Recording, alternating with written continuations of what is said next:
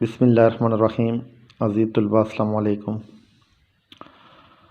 آپ جانتے ہیں کہ کرونا وائرس کی وجہ سے تمام تعلیمی اداروں کو بند کر دیا گیا ہے،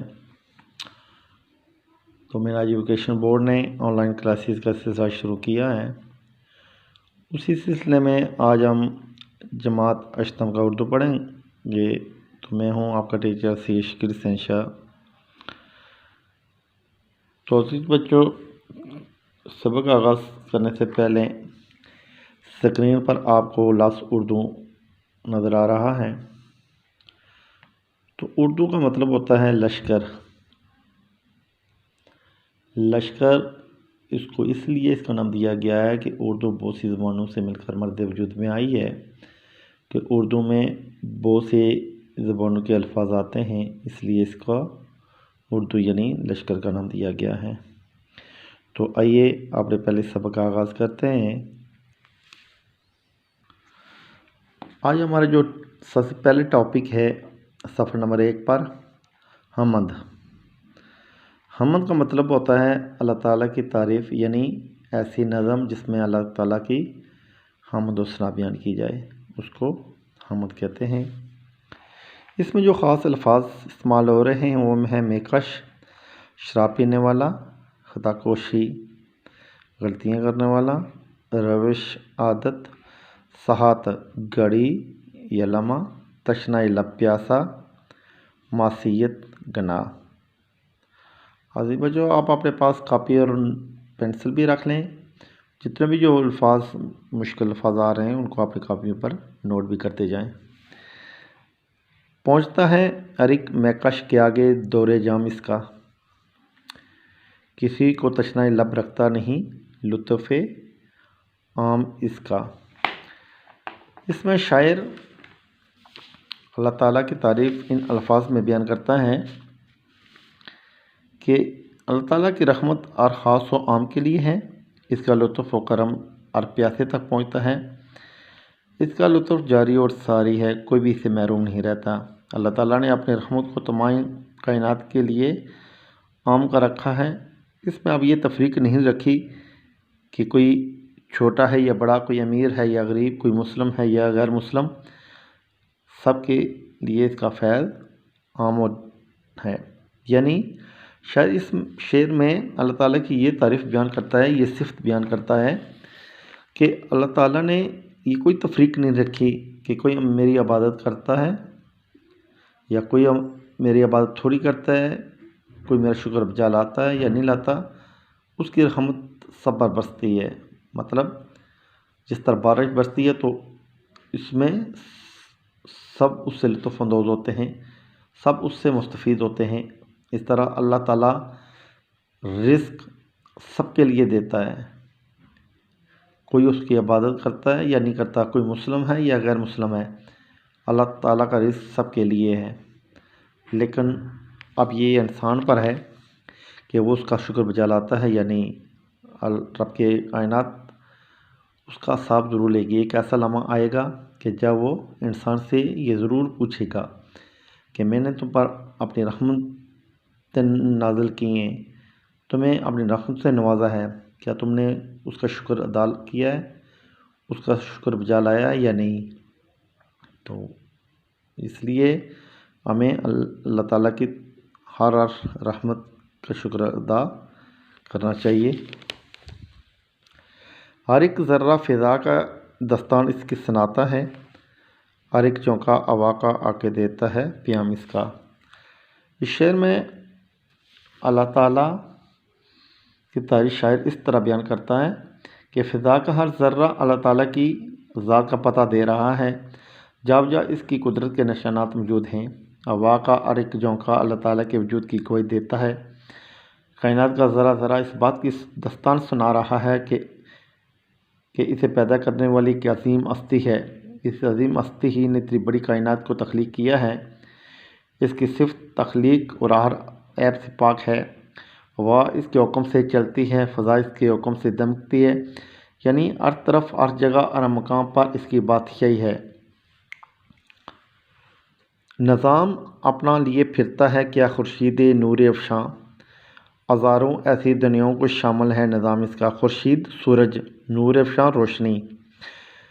تو شاعر اس شعر میں اللہ تعالیٰ کی تعریف اس الفاظ میں بیان کرتا ہے کہ سورج اپنا نظام شمسی لے کر بڑے فخر و ناز سے پھرتا ہے۔ اس کی حیثیت خدا کے نظاموں میں کیا ہے؟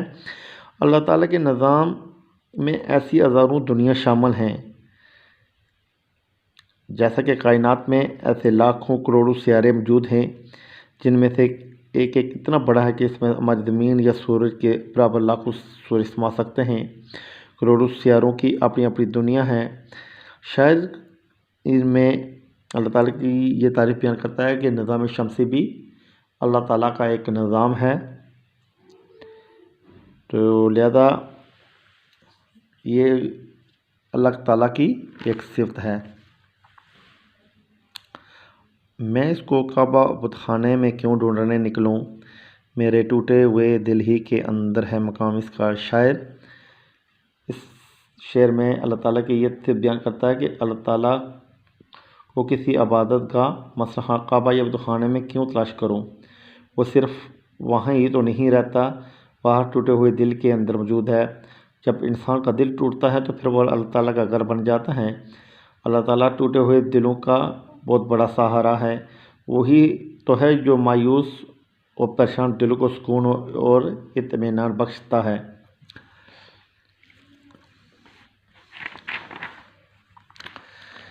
سراپائے معصیت میں ہوں، سراپائے مغفرت وہ ہے، خطا کوشی روش میری، خطا پوشی ہے کام اس کا۔ معصیت گناہ، مغفرت معاف کرنے والا، خطا کوشی غلطیاں کرنے والا، روش عادت، خطا پوشی غلطیوں پر پردہ ڈالنے والا۔ شاعر اس شعر میں اللہ تعالیٰ کی یہ تعریف بیان کرتا ہے کہ میں سر سے پاؤں تک گناہوں میں ڈوبا ہوا ہوں، میں خطا کار ہوں، عاصی اور گناہ گار ہوں، لیکن میرا خالق سر سے پاؤں تک گناہوں کو بخشنے والا ہے۔ وہ غفار الذنوب ہے، گناہوں کو بخشنے والا ہے۔ وہ ستار العیوب یعنی عیبوں پر پردہ ڈالنے والا ہے۔ شاعر اس شعر میں یہ بھی بیان کرتا ہے کہ ہم کتنے بھی گناہ گار ہوں، جب اللہ کی بارگاہ میں سچے دل سے توبہ کرتے ہیں تو اللہ کی تعالیٰ کی ذات ہمیں معاف کر دیتی ہے، ہمارے گناہوں پر پردے ڈال کر ہمیں معاف کر دیتی ہے۔ اس لیے جب ہمیں گناہ کا احساس ہو جائے تو ہمیں سچے دل سے اللہ کی بارگاہ میں توبہ کر لینی چاہیے۔ اس طرح اللہ تعالیٰ کی ذات ہمیں معاف کر کے ہمارے گناہوں پر پردے ڈال دیتی ہے۔ بجھاتے ہی رہے پھونکوں سے کافر اس کو رہ رہ کر، مگر نور اپنی ساحت پر رہا ہو کر تمام اس کا۔ شاعر ان شعر میں اللہ تعالیٰ کی تعریف اس الفاظ میں بیان کرتا ہے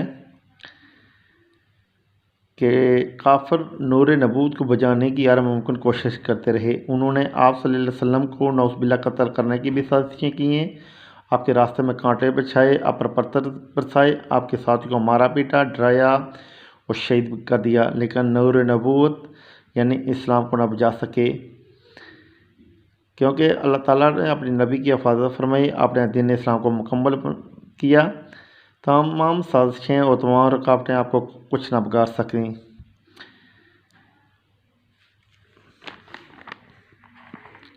نہ جا اس کے تحمل پر کہ بے ڈب ہے گرفت اس کی، تحمل صبر بے ڈب بے رحم گرفت پکڑ، ڈر اس کی دلگیری سے کہ سخت ہے انتقام اس کا، انتقام بدلہ۔ شاعر اس شعر میں انسان کو اللہ تعالیٰ کے غضب سے، اس کی پکڑ سے ڈراتے ہوئے کہتا ہے کہ ہمیں اللہ تعالیٰ کے صبر کو نہیں آزمانا چاہیے، کیونکہ اس کی پکڑ بہت سخت ہے۔ اللہ کا انتقام بہت سخت ہے، ہمیں اس سے ڈرنا چاہیے، کیونکہ گناہ لوث زندگی سے ہمیں توبہ کر لینی چاہیے۔ اللہ تعالیٰ ہمیں بار بار موقع دیتا ہے کہ اپنے گناہوں کو سے توبہ کر لیں۔